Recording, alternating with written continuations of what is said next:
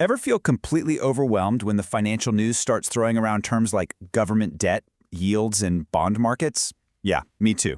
Well, you are in exactly the right place. Today, we're stripping away all that confusing Wall Street jargon and breaking down the actual mechanics of government bonds. And we're going to do it using nothing but plain English and, honestly, incredibly simple math. We're turning what sounds like this massively complex concept into a super straightforward transaction that literally anyone can grasp. Okay, let's dive into this. I absolutely love this quote from the guys over at Simply Bitcoin. They note that if you're one of the idiots in the room like myself, the math is pretty simple. I think we can all relate to feeling just a little out of our depth with finance sometimes, right? But this quote, it just instantly lowers your defenses. It's a promise that you absolutely do not need a finance degree to get what's going on here. No complex algorithms today, guys. We just need basic addition and some straightforward percentages that completely unlock how this whole system operates. So let's look at the fundamental definition of what's actually happening when you participate in this market. If you buy a 10-year government bond for $100, what are you actually doing in reality? You're simply loaning the government your $100. That's it. It's just a loan. And in return, they are agreeing to pay you back over the course of 10 years.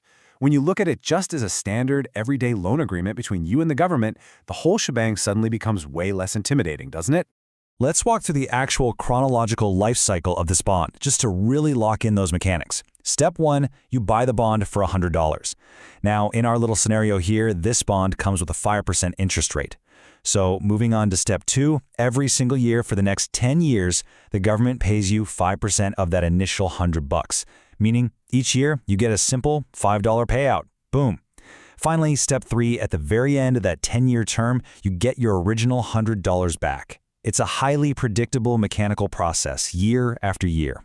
So, the crucial point is your aggregate return is a highly predictable $150.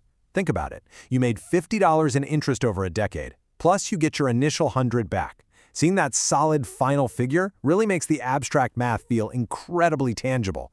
That $150 is your guaranteed reward for locking your money away. It's steady, it's predictable, and it is totally guaranteed based on that 5% rate. Now, what's really interesting about this slide is we're introducing a sudden variable. See, all our previous math was based entirely on interest rates just sitting comfortably at 5%. But as we know, the market isn't static. Let's say that over the course of a really short period, maybe just a month or two, interest rates suddenly drop down to 3%. Wow, that is a massive shift in the landscape.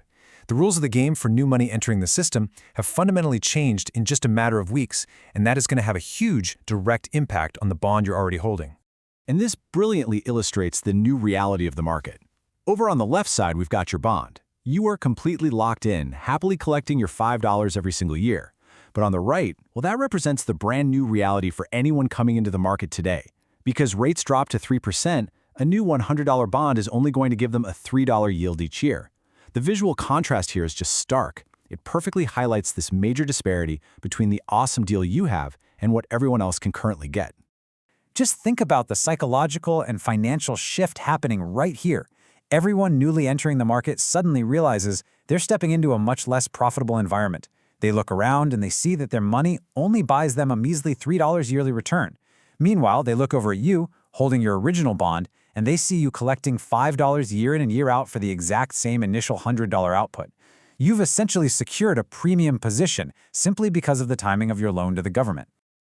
And suddenly, your bond, the one paying $5, becomes incredibly attractive to the rest of the market. I mean, why on earth would anyone want to settle for a new bond paying only $3 when bonds like yours paying $5 exist out there in the wild?